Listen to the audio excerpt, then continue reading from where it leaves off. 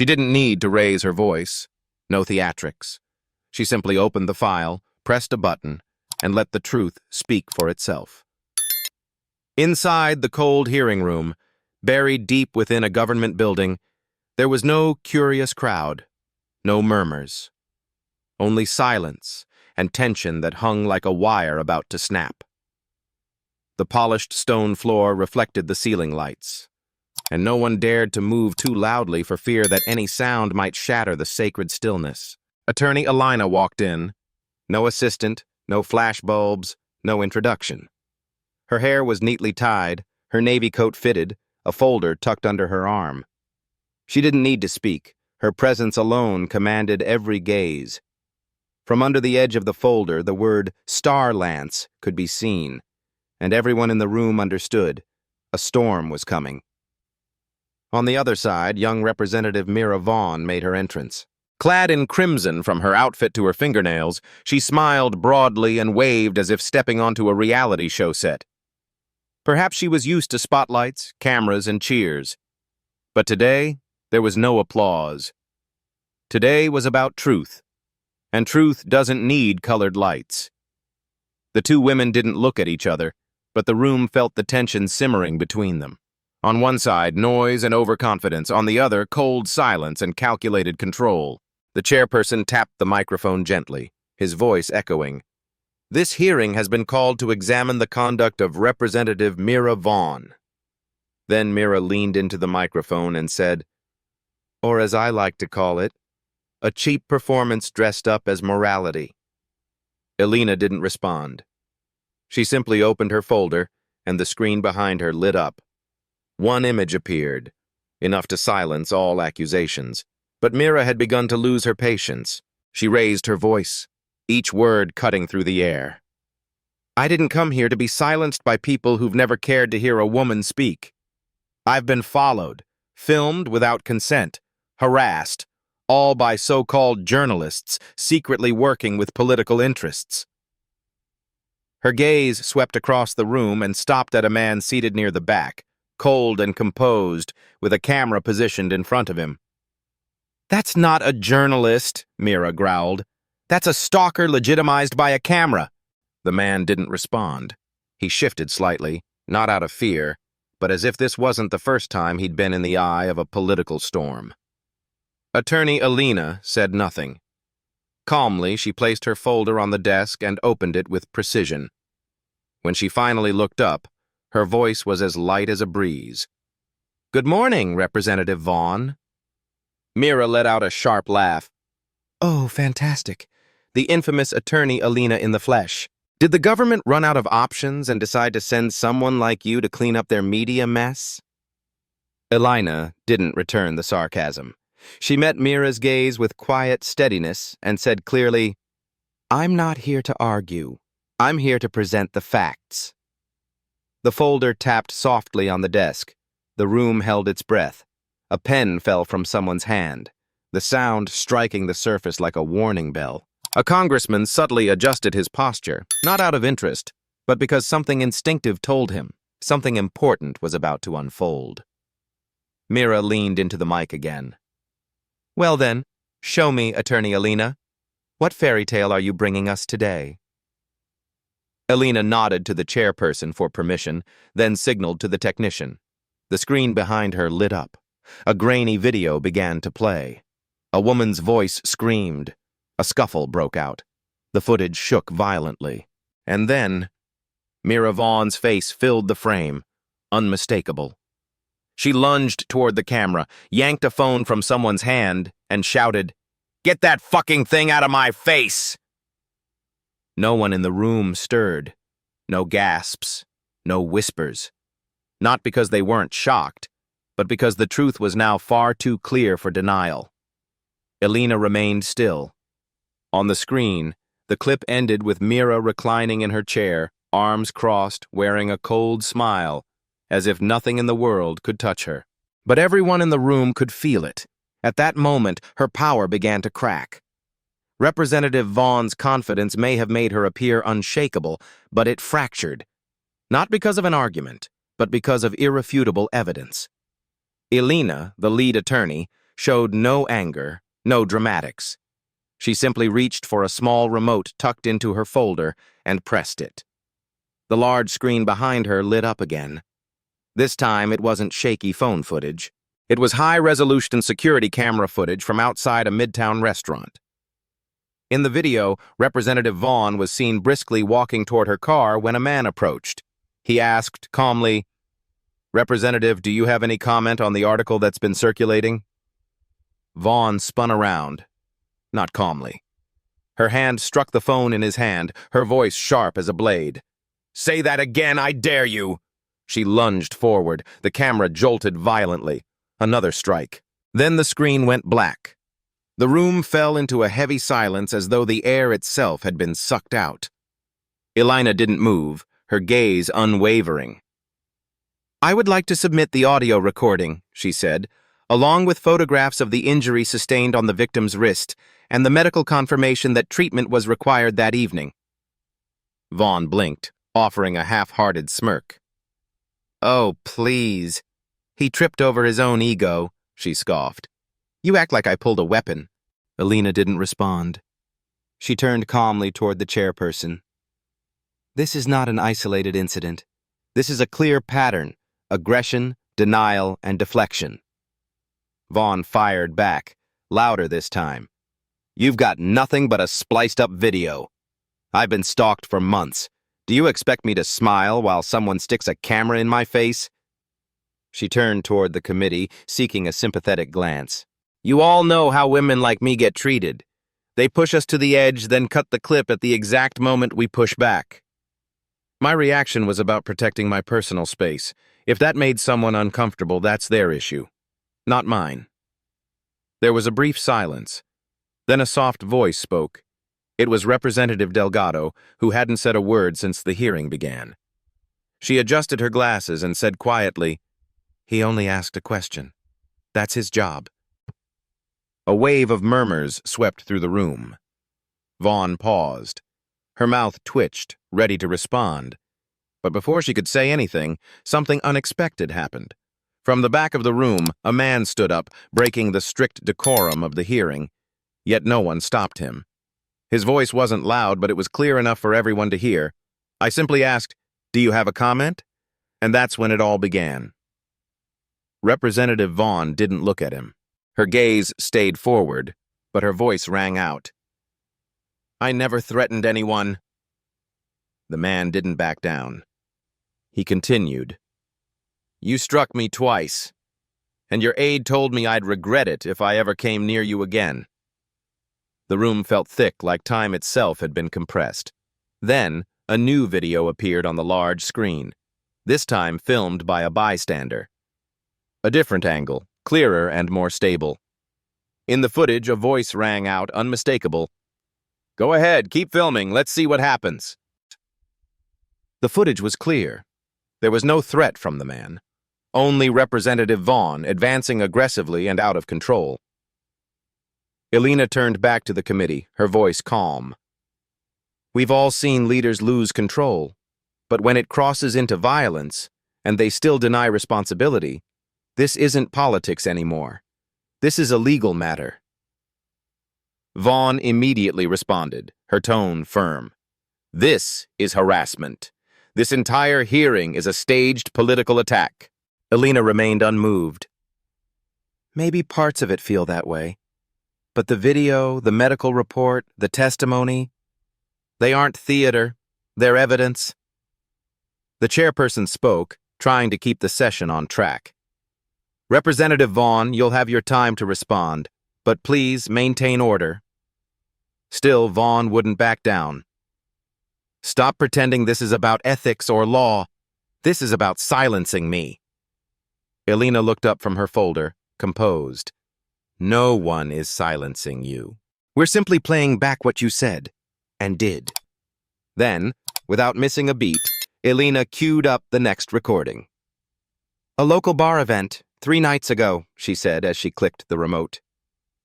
The screen lit up with footage of Representative Vaughn standing on a temporary stage, microphone in hand, surrounded by supporters. Laughter echoed, and birthday balloons floated in the air.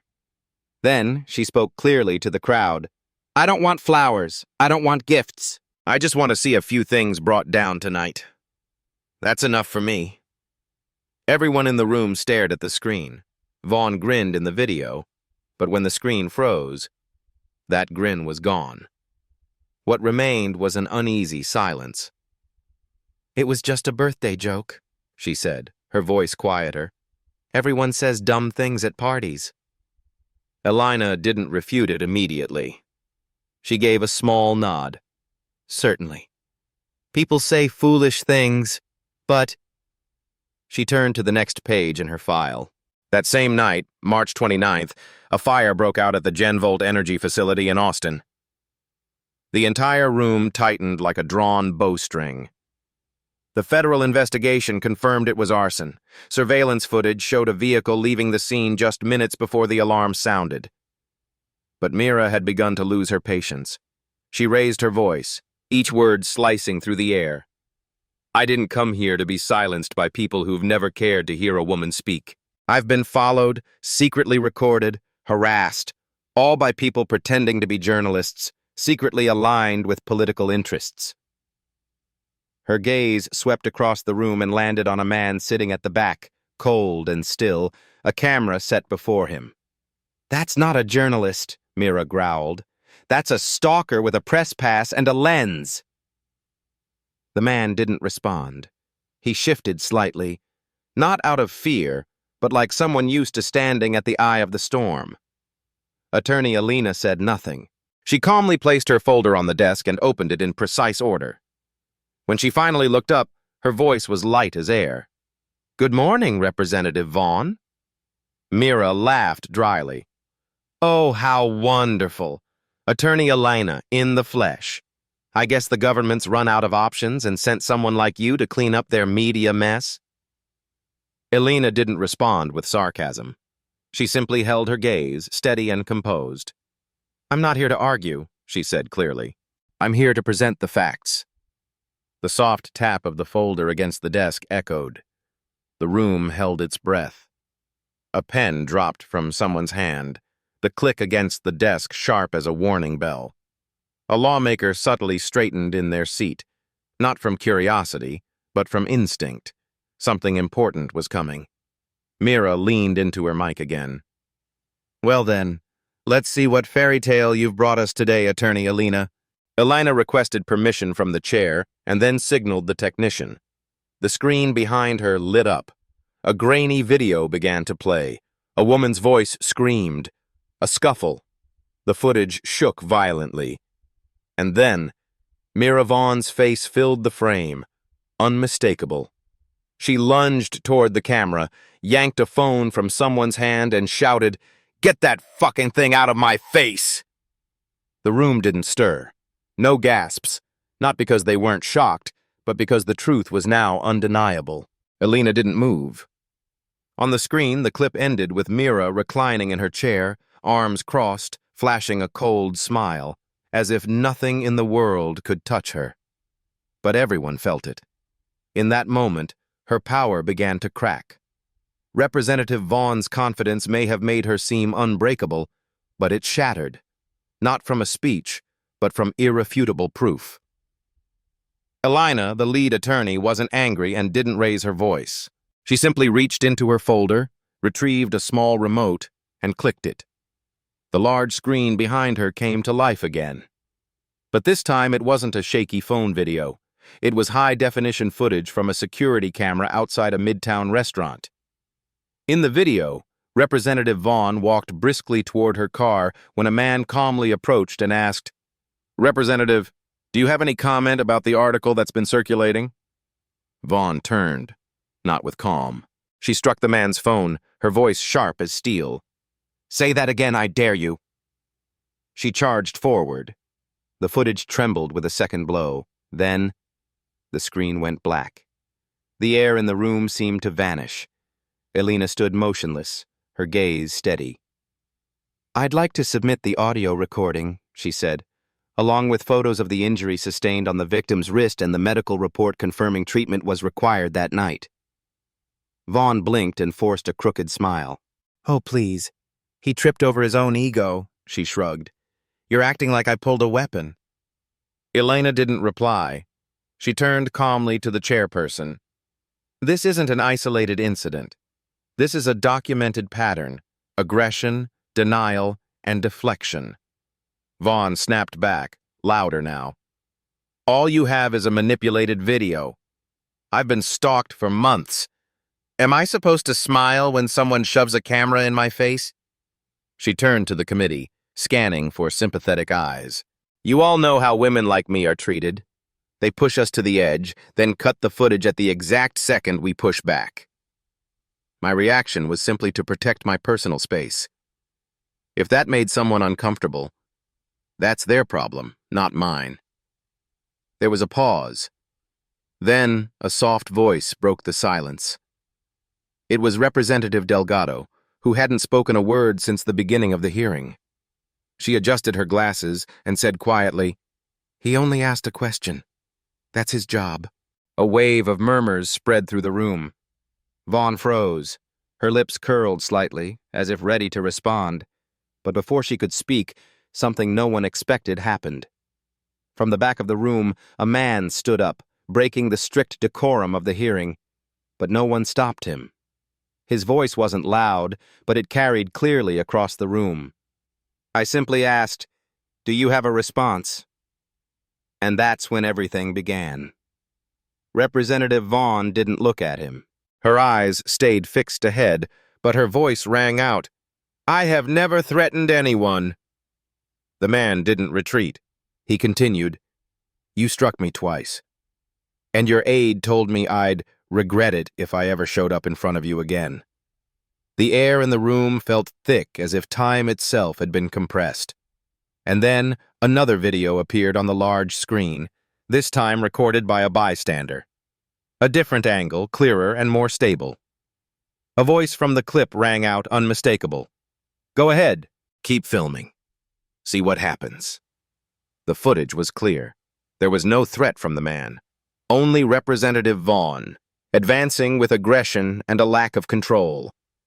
Elena turned to face the committee, her voice steady and calm.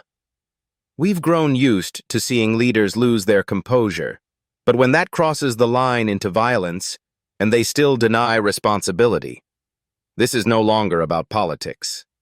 This is a legal matter. Vaughn immediately responded firmly. This is harassment. This whole hearing is a staged political show. Elena didn't flinch. Perhaps part of it feels that way, but the video, the medical report, the testimony, they're not performance. They're evidence. The chairperson interjected, trying to keep the session focused. Representative Vaughn, you will have your time to speak, but please maintain order. Still, Vaughn held her ground. Don't pretend this is about ethics or the law. This is about silencing me. Elena calmly lifted her head from the folder. No one is silencing you. We're simply playing back what you said and what you did.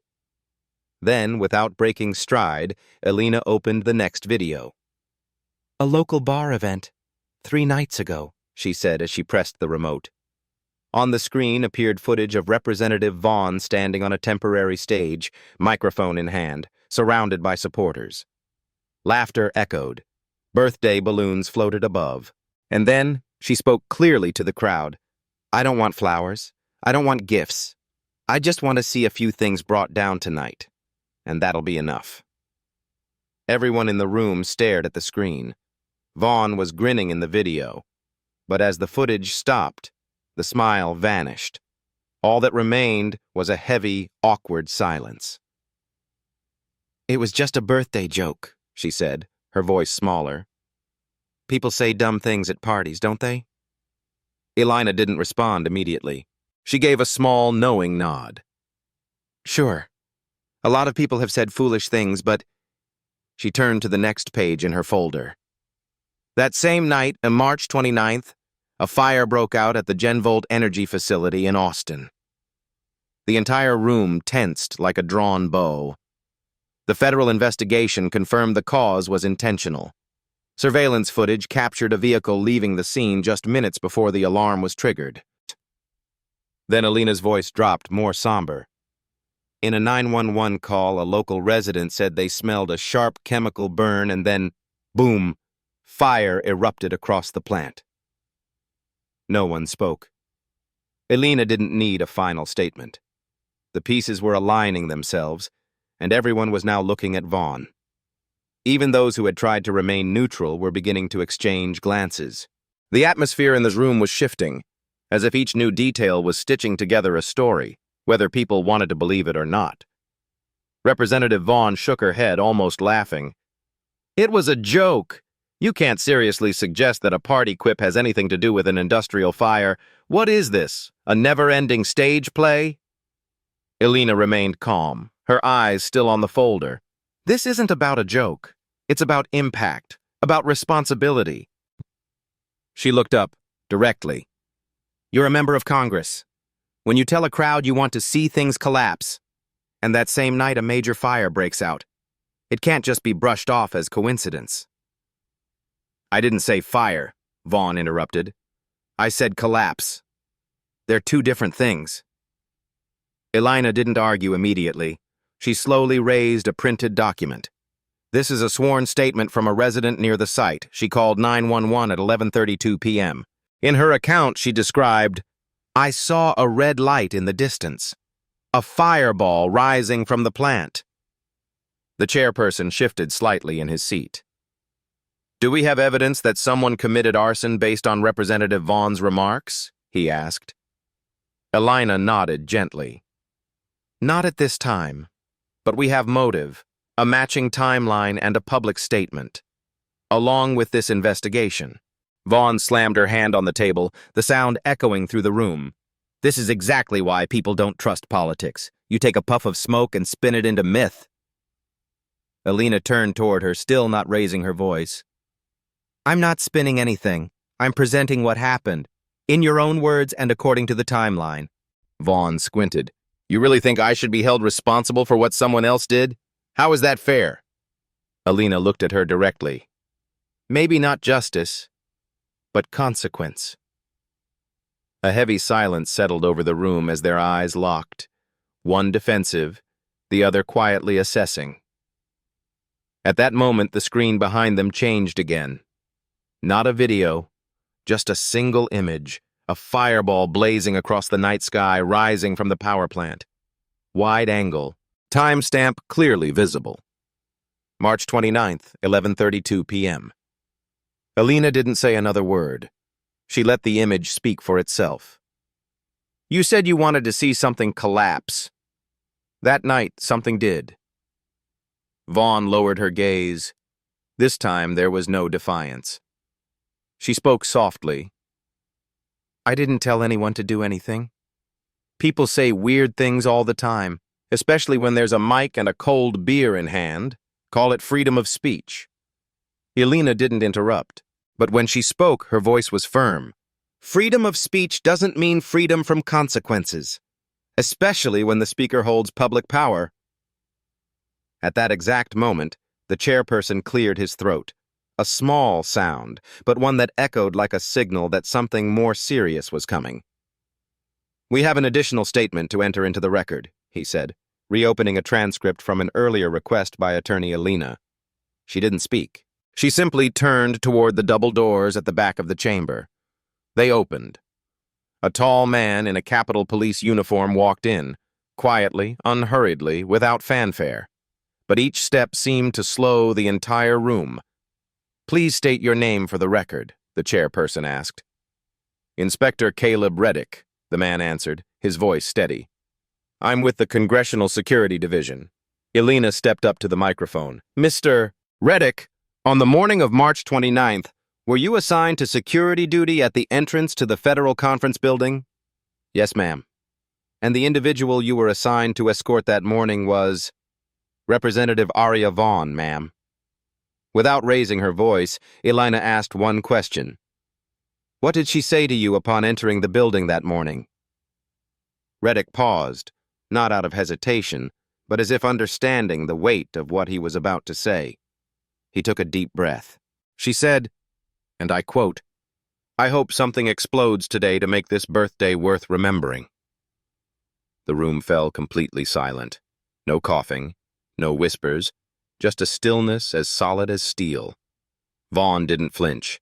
She sat upright, neither denying nor confirming. "Are you certain of that statement?" Elina asked.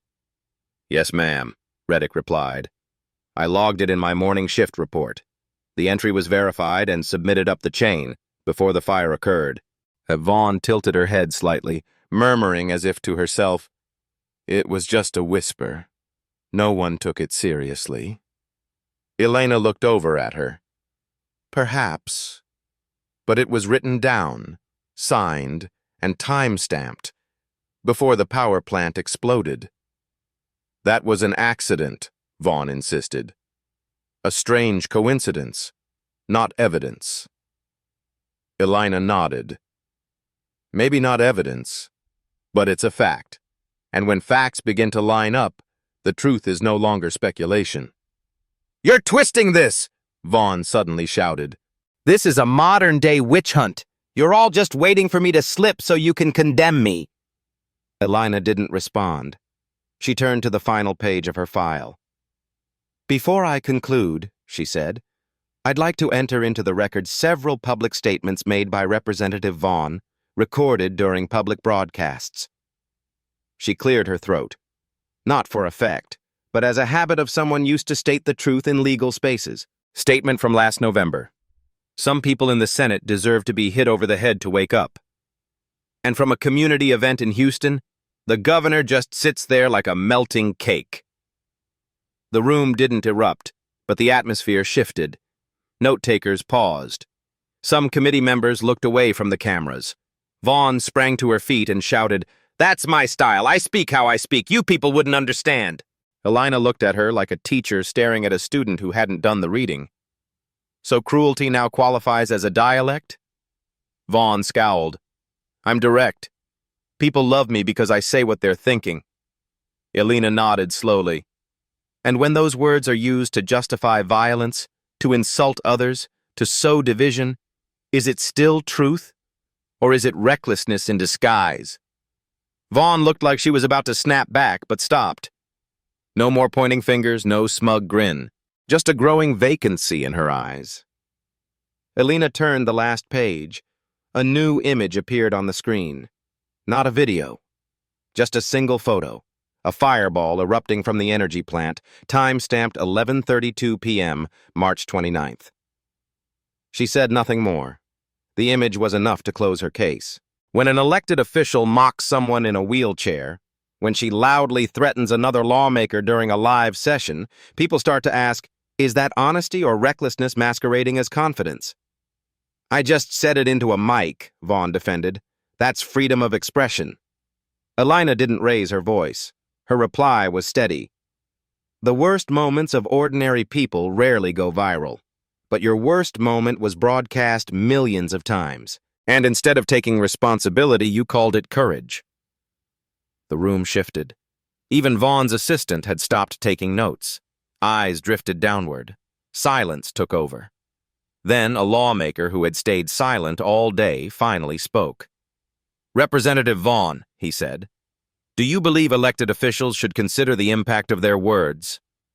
Vaughn opened her mouth, but for the first time all day, she had no immediate answer. A rare hesitation. "I think we should stop treating words like weapons," she said quietly. "They don't hurt anyone on their own." Elina raised her hand gently, like turning a page. "But the truth is, they can. History shows words have started wars, built justice, and destroyed it. And you, Representative Vaughn, are not an outsider. You have a microphone and an audience." Vaughn stood abruptly. "You're twisting everything I stand for. You're afraid of me because I say what others won't." Elina remained seated. She only lifted her head. "I'm not afraid. I'm exhausted. Exhausted by excuses for recklessness dressed up as bluntness. Tired of people shouting about oppression one minute and mocking a disabled man the next." Vaughn roared. "And that's why I have support." Elena tilted her head slightly. "Support fades, but words remain. And it's your words people will remember, not your voters." Vaughn was silent. She gripped her pen tightly, but the voice that had once dominated every room had gone quiet. At that moment, the chairperson removed his glasses and placed them on the table. A simple gesture, but everyone in the room understood that something was about to change. "After reviewing all testimony and materials," he declared, "the committee recommends a formal ethics investigation into Representative Arya Vaughn." No one reacted.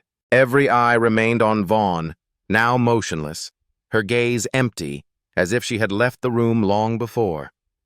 The face once full of energy, once triumphant in every debate, now appeared hollow, a shell of what once was. Outside, reporters waited. But no one called her name. No shouted questions, no flashing cameras. Just stiff postures. The stillness of watching someone once powerful, now eclipsed by silence. Elena packed up her documents. No rush, no victory. Just the precise completion of her task. Vaughn also left. No wave, no farewell speech. She simply walked out of the room, quietly, like someone who had just realized the story she had written for herself had been read to its final page by someone else. A television host summed it up with a single phrase: an irreparable collapse. Not because of one wrong statement, but because of a series of consequences no one stepped forward to explain or defend. Even the platforms that once supported her grew distant. They didn't attack her, but they didn't protect her either. They simply moved on. And in politics, that is the harshest punishment. Not being hated, but being ignored.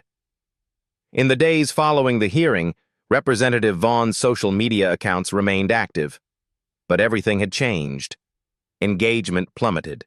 Those who once quoted her as a symbol of boldness now turned their attention to new faces. The scholars who once praised her as fearless fell silent. Algorithms now buried the viral clips that once spread with fire emojis. She still spoke, still appeared in public, but no one truly listened. Because somewhere, between a thoughtless party joke, a recorded clip, and the cold testimony of an officer, the crowd that once defended her quietly stepped away. No announcements. They simply disappeared. And Elena, the woman who had guided the entire process, felt no triumph. When a reporter asked her near the Capitol steps, "How did you stay so calm throughout this ordeal?" she simply replied, "Because people like her always expect someone else to clean up the mess." The reporter blinked. The line spread. Not because it was clever, but because it was true. Elena didn't smile. "I'm not here to go viral," she said. "I'm here to remind people that truth doesn't need to be shouted." Representative Vaughn didn't lose her seat that day. But she lost something even harder to regain: credibility. Because when you're entrusted with power, your words are more than sound. They're signals. And sometimes they land in the wrong ears at exactly the wrong moment, unleashing consequences you never intended. And if you choose not to take responsibility for the things you say, if you turn speech into satire, if you treat accountability like a stage, then eventually someone will stand up and call, "Cut." Some moments don't need shouting to spark change, only timely silence and undeniable truth. This story isn't just about the fall of a politician. It's a deep reminder of the weight of words in an age where everything said can be recorded, shared, and analyzed on a global scale. When you hold influence, whether in government or on social media, you're not just speaking, you're sending a signal.